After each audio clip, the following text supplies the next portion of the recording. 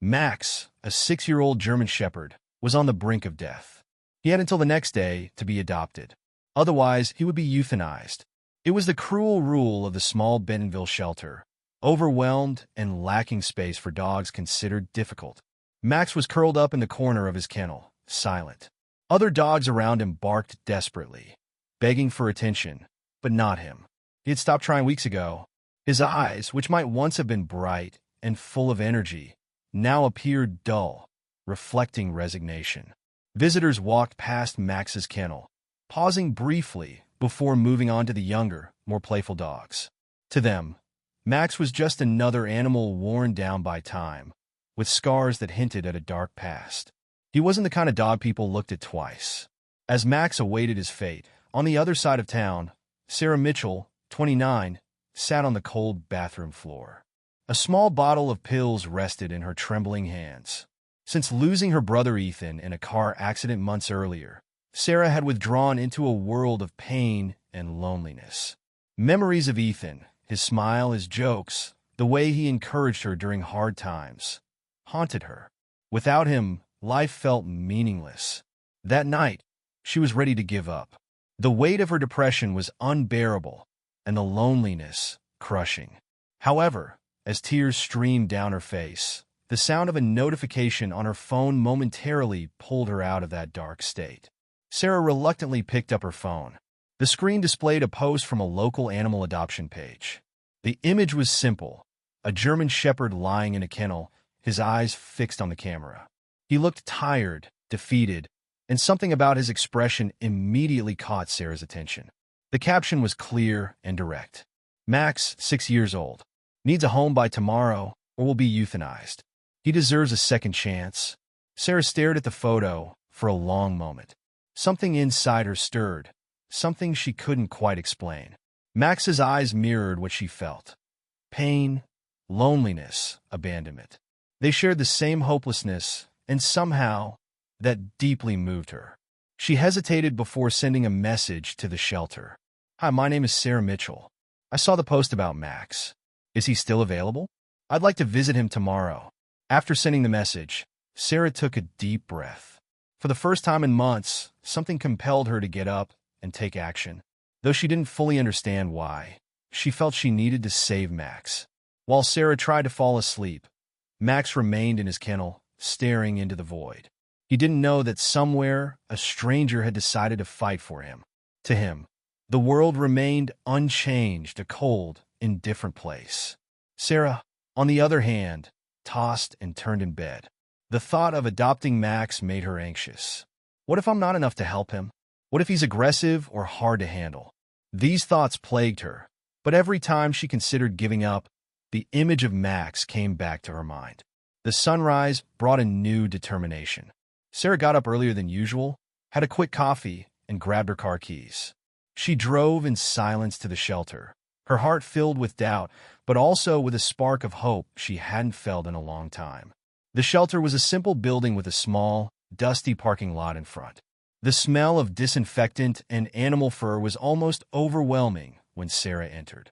She was greeted by Karen, the shelter manager, a middle-aged woman with a tired but kind expression. "You're Sarah, right? Here for Max?" Karen asked. Sarah nodded, her stomach churning. Karen led her down a noisy corridor where barks echoed from all directions. When they reached Max's kennel, he was lying in the corner, motionless. Sarah crouched down and looked directly into his eyes. "Hi, Max. It's me, Sarah. I'm here to take you home." Max slowly raised his head, his eyes fixed on her. He looked wary, but didn't retreat. For Sarah, that was enough. "He's difficult," Karen warned. "He has trauma. It might take time for him to trust." Sarah looked at Max again. "I know what that's like," she replied. "I have trauma too. Maybe we can work through it together." Karen was silent for a moment before smiling. "Let's do the paperwork." Max hesitated with every movement. When Karen opened the kennel door, he stayed still for a moment, watching Sarah as if trying to decide whether to trust her. Slowly, he got up and walked out, but kept his body tense and his eyes on the ground. Sarah held the leash gently, giving him space to adjust. "It's okay, Max," she whispered, trying to convey calm. Karen watched attentively from the side. Remember, he needs time, Karen said. If it's tough at first, don't give up. He just needs to understand you're on his side. Sarah nodded, determined. With Max by her side, she left the shelter and walked to her car. Each step felt heavy with uncertainty for both of them. When they reached the car, Max hesitated. Sarah crouched down and spoke softly. Come on, Max. This is a new beginning. After a few seconds, he finally climbed in, curling up on the back seat. The drive home was quiet. Sarah drove slowly, glancing at the rearview mirror from time to time. Max lay down, but kept his eyes open, watching every movement and sound intently. He seemed nervous but not panicked. I know you don't understand what's happening, Sarah said, more to herself than to him. But I promise you're safe now. Arriving at her apartment, Sarah opened the door slowly, letting Max explore at his own pace. He walked in hesitantly, sniffing every corner as he familiarized himself with the space. Sarah had prepared a comfortable bed for him in a corner near the window, with a clean blanket and a bowl of fresh water. Max, however, ignored the bed and chose a spot near the door. He lay down there, curled up, watching Sarah cautiously. It's okay, Max, Sarah said, sitting on the floor a few feet away. This is your place now. Take all the time you need. She stayed there in silence, letting him get used to her presence. Though Max didn't move, he seemed less tense than he had been at the shelter. Later, as Sarah got ready for bed, she glanced into the living room. Max was still in the same spot, but his eyes followed her. He looked exhausted but didn't relax enough to sleep. In the middle of the night, Sarah heard the sound of paws on the wooden floor. She raised her head and saw Max standing in the doorway of her bedroom, watching her. He didn't come in, but didn't return to his corner either. He just stood there observing. It's okay, Max, she said softly. You can stay wherever you feel safe. After a few seconds, Max lay down in the doorway, keeping a cautious distance but getting a little closer than before. The next morning, Sarah woke up to find Max in the same spot. He was watching her with alert, but not fearful eyes. As she got up to make coffee, he followed her to the kitchen, maintaining a safe distance but staying close enough to show he was starting to feel more comfortable. Maybe this will work, Max, she said, smiling faintly. One day at a time. Although progress was slow, Sarah felt there was something special between them. Both were broken, but perhaps, together, they could find a path to healing. Although Max was still cautious, Sarah began to notice small signs of progress. He started following her around the house, always keeping a safe distance, but his eyes tracked her every movement. One evening, while Sarah was sitting on the couch reading, Max approached her slowly. He stopped a few steps away and observed her, as if gathering the courage to do something. Sarah noticed and remained calm, allowing him to approach at his own pace. Finally, he lay down beside the couch, still keeping some distance, but close enough for her to feel that he was beginning to trust her. You're starting to accept me, aren't you? She said with a gentle smile. And I'm starting to understand you, too. During one of their daily walks, Sarah and Max encountered a man with an energetic golden retriever pulling on its leash to get closer to Max. The golden wagged its tail enthusiastically, but Max, instead of reciprocating, stepped back, his body tensing up. Sarah felt the tension through the leash and crouched beside him. It's okay, Max. He won't hurt you. The man, understanding the situation, smiled at Sarah. Is he new? He asked, gesturing toward Max. Sarah nodded. I adopted him recently. We're still adjusting. The man took a step back, pulling the golden retriever with him. It'll be fine. It just takes time. Good luck to you both. Sarah felt a wave of relief at those words. She knew there was still a lot of work ahead, but small reassurances like that encouraged her to keep going. That night, Sarah was sitting on the floor of her living room, organizing old papers. She came across a photo of herself with Ethan, taken during a mountain hike years ago. Both were smiling, arms around each other. The tears came before she could stop them. The pain of her loss was like an open wound that never seemed to heal.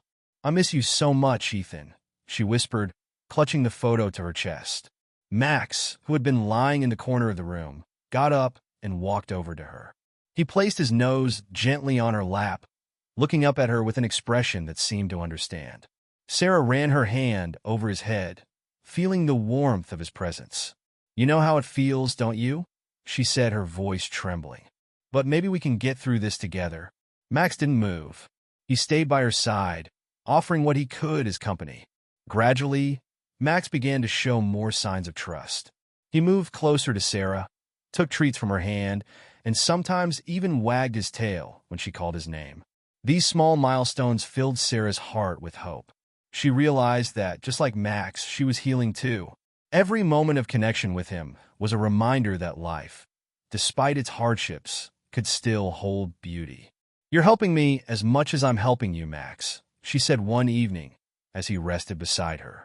Max looked at her, his eyes finally showing something she hadn't seen before, a glimmer of peace. Max was changing, and Sarah could feel it. He now walked more confidently around the house, no longer confined to the same corner, and sometimes wagged his tail when she came near. Though he still retained some caution, the transformation was clear. One of the biggest breakthroughs happened during a walk. As they strolled through the neighborhood, Max stopped to sniff a flower that had fallen onto the sidewalk. It was a simple gesture, but for Sarah, it was a powerful symbol. He was starting to explore the world around him, letting go of some of his fears. "Good boy, Max," she said softly, smiling as she watched him sniff a few more nearby flowers. Encouraged by Max's progress, Sarah decided to take him to the park for the first time. She knew it might be a challenge, but she felt he was ready to experience something new. When they arrived, Max hesitated at the entrance. His eyes scanned the environment, taking in the sounds and movements. Children running, other dogs playing, and people laughing. Sarah crouched beside him and stroked his head. "You could do this, Max. I'm here." With patience, he began to take tentative steps. At first, he stayed close to Sarah, always alert to any unexpected noise.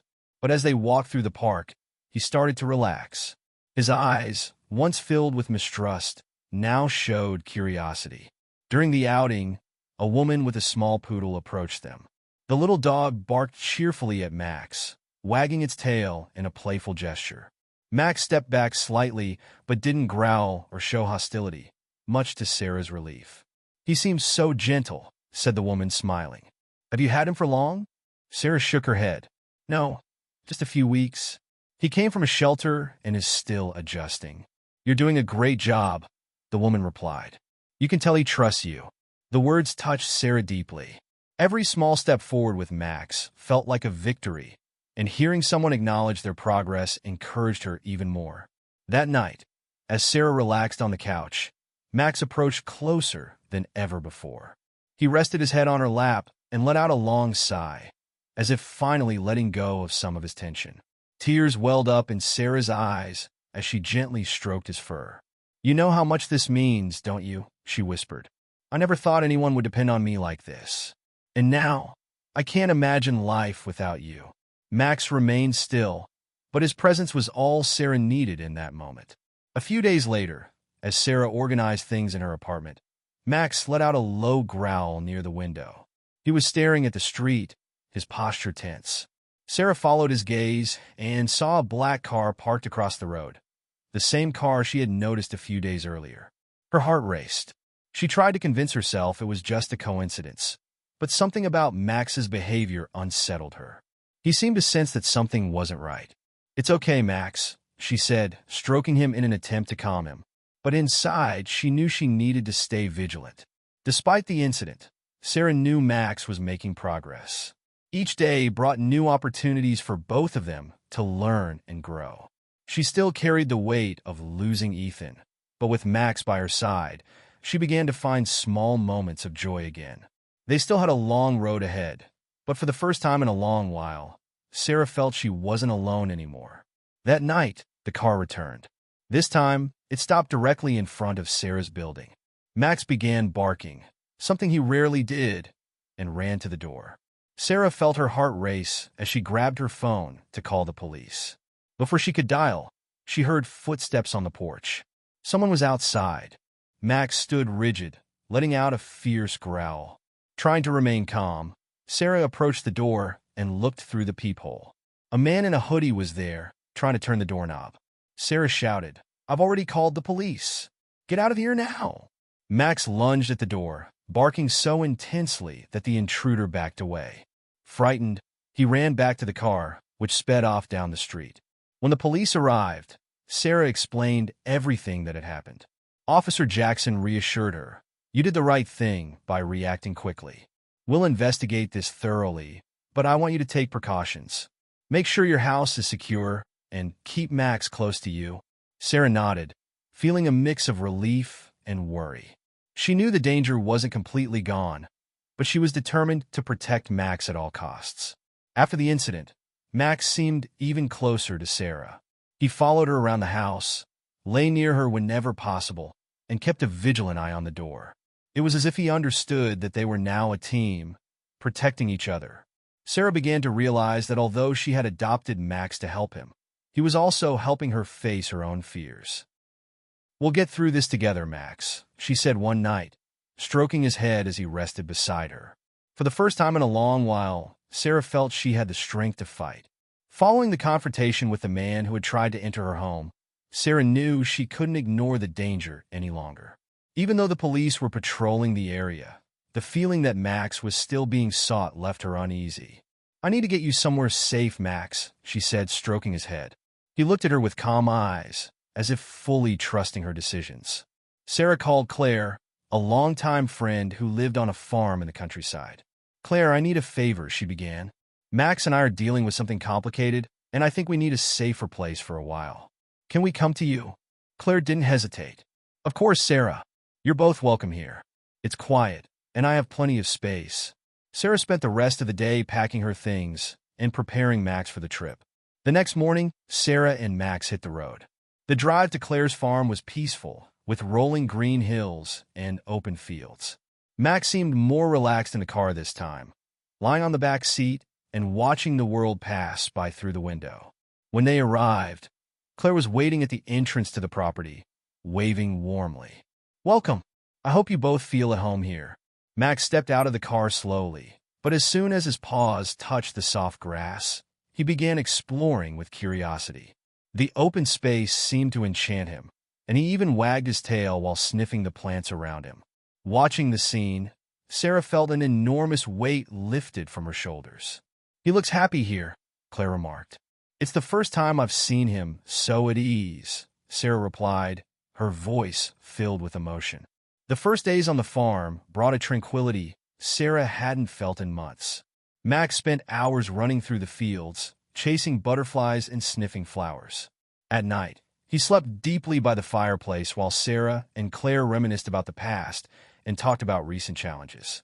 Sarah began to realize that the time away from the city was also helping her heal.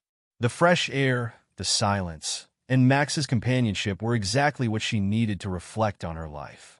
However, the sense of security was interrupted when Sarah received a call from Officer Jackson. "Sarah, we found more information about the Ring Alpha Group," he began. "We've located a site where they operated, but some of the people involved are still at large. We believe they might be after Max because he's a key piece of evidence connecting them to their activities." Sarah felt a chill run down her spine. "Do you think they can find me here?"